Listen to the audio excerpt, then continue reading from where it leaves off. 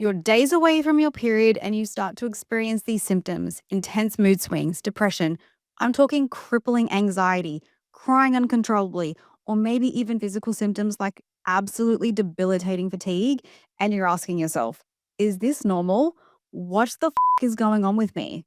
In today's short video, I'm going to explain to you what PMDD is, how it affects you, and what you can do to better understand and manage it. Welcome to Her Health Confessions. If you're new here, I'm Brittany, but a lot of you may know me as the PMDD chick. I'm a women's health coach who specializes in PMDD, and I have worked with thousands of women struggling with PMDD, or also known as premenstrual dysphoric disorder, and I'm here to help you better understand it on a much deeper level because PMDD can feel isolating, confusing, and it's deeply misunderstood. But today, we're going to unpack it together. First things first, let's break down what PMDD actually is, because the term can sometimes get lost in all of the jargon around women's health and hormones. It also has a really long acronym, PMDD, which stands for Premenstrual Dysphoric Disorder, which in simple terms, it's a very severe and debilitating form of PMS, premenstrual syndrome. PMDD is said to affect around 3 to 8% of menstruating women worldwide. And while PMS might involve mild to moderate mood swings, PMDD is a clinically recognized mood disorder that can bring both emotional, psychological, and physical symptoms to such an intensity that makes it even difficult to function. Now, let's dive a little bit deeper into what defines PMDD. PMDD affects the luteal phase of the menstrual cycle, which is the period right after ovulation leading up to menstruation. This phase can last anywhere from 10 to 14 days, meaning symptoms can last for up to half of your month. Imagine feeling intense mood swings, depression, anxiety, rage crawling out of your skin for that length of time every single month, as if you're a completely different person, like a switch goes off. Here's the thing, the symptoms aren't just emotional, they're also physical. Many women report bloating, fatigue, headaches, migraine, joint pain, or even these flu like symptoms during this phase. And the impact goes beyond the symptoms. It can affect relationships, job performance, and it affects overall quality of life. PMDD is actually recognized in major medical manuals, including something called the DSM-5 and the ICD-11, as a distinct mental health condition. This isn't just a severe form of PMS that we're talking about. It's its own diagnosable disorder with very specific criteria. So according to the DSM-5, PMDD symptoms include at least 5 of the following that I'm going to list, with at least one being emotional. So let's start with the emotional symptoms. Mood swings, including sudden sadness or tearfulness. Increased irritability or anger, often affecting relationships. Feelings of hopelessness, low self-esteem, or maybe even self-criticism. And the last one is persistent anxiety, tension, or a feeling of being completely on edge. As for the behavioral and physical symptoms, they include fatigue or low energy, changes in sleep patterns like insomnia or sleeping too much, changes in appetite, including overeating or specific food cravings, physical symptoms like breast tenderness, joint or muscle pain, bloating, weight gain, and lastly, difficulty concentrating or feeling mentally foggy. These symptoms usually appear in the luteal phase, the 1 or 2 weeks before menstruation, and tend to resolve shortly after the period begins, significantly impacting daily life and functioning. But we are going to talk about PMDD subtypes in just a moment. But put a comment below. Let me know what symptoms you experience, because I want you to know that you're not alone. So sharing your symptoms, it helps to see that others are experiencing exactly what you might also be experiencing. It's important to note that more recent studies also show a significant overlap between PMDD and conditions like ADHD and autism. Women diagnosed with ADHD or autism may be more susceptible to developing PMDD, possibly due to the heightened sensitivity to the hormonal changes. This emerging data could open up new pathways into why PMDD might manifest and how we could better approach treatment for women with these coexisting conditions. As you can see, PMDD isn't just a set of uncomfortable symptoms. For many, it's extremely life-altering and deeply serious. Research has shown that 72% of the women with diagnosed PMDD report experiencing thoughts of not wanting to be here at some point in their lives. I can't use the word that starts with S because YouTube doesn't like it. But to put that into perspective, this is significantly higher than the general population, where around 10% report lifetime thoughts of not wanting to be here. Even more alarming is 49% of the people with PMDD have planned an attempt, and 34% have actually made an attempt at some point in their lives, compared to just 3% of the general population. These statistics reveal the intense and emotional toll that PMDD can take, underscoring the need for way more awareness and accessible support. Now, something that often surprises people is that PMDD doesn't present in the same way for every woman. PMDD actually has three main subtypes, each with different patterns and nuances that can help us understand and manage our symptoms more effectively.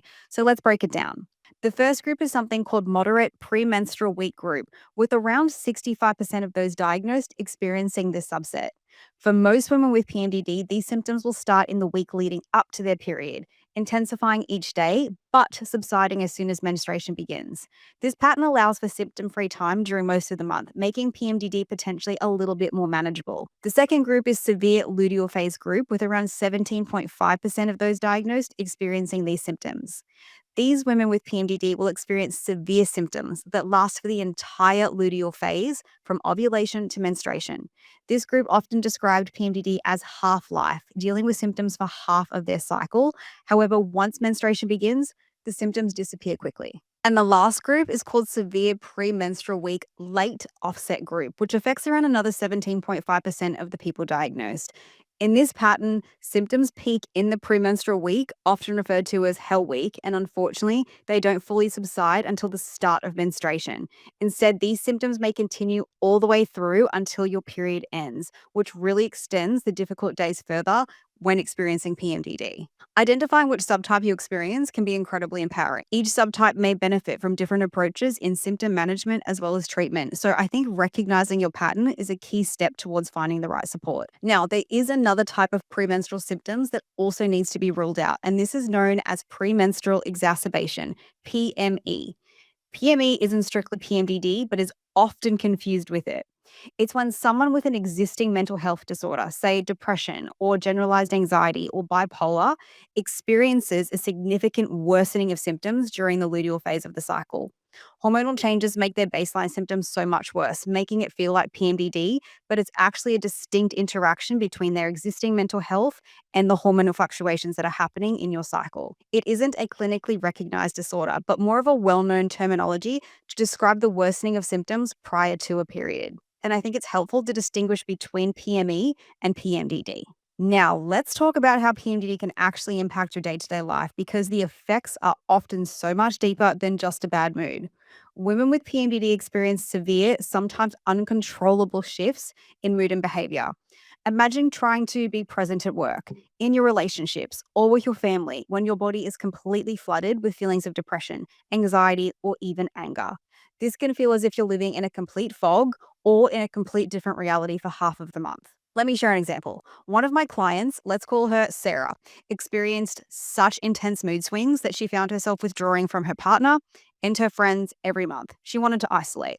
She would even avoid work meetings because her anxiety would spike so intensely that she'd be in the bathroom having panic attacks. She felt ashamed, thinking, why can't I just handle this? But once we identified her symptoms as PMDD, it became clear that this was something that was totally out of her control.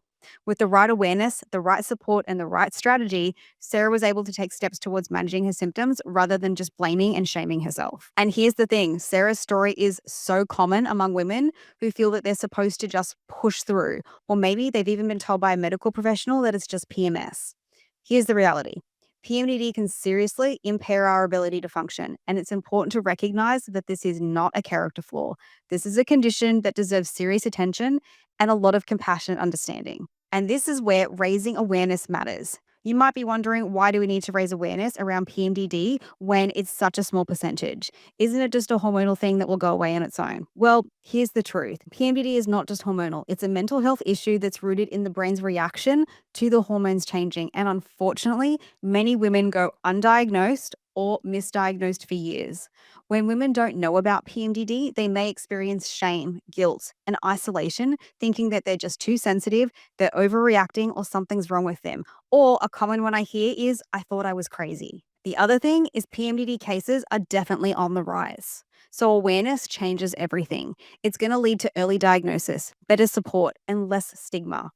Imagine a world where women recognize PMDD in themselves early on, and then they know that they're not alone, where they have access to the right resources, support groups, and treatment options, not just medication, that's going to help improve their symptoms. Studies actually show that an increased awareness leads to better outcomes, not just because of access to treatment, but because women can finally understand that this wasn't just in their head. I think together we can shift the narrative, advocating for ourselves and for others. PMDD does not have to be a lifelong sentence of confusion and pain. By spreading awareness, we can empower more women to take charge of their health and reclaim their lives. And I'm one of those walking statistics that truly did. So if you find this video helpful or know someone who might benefit from it, please like, comment, or share it with a friend. And subscribe to my channel for more content on PMDD and women's health. And until next time, take care of yourself, trust your instincts, and please know that there is hope.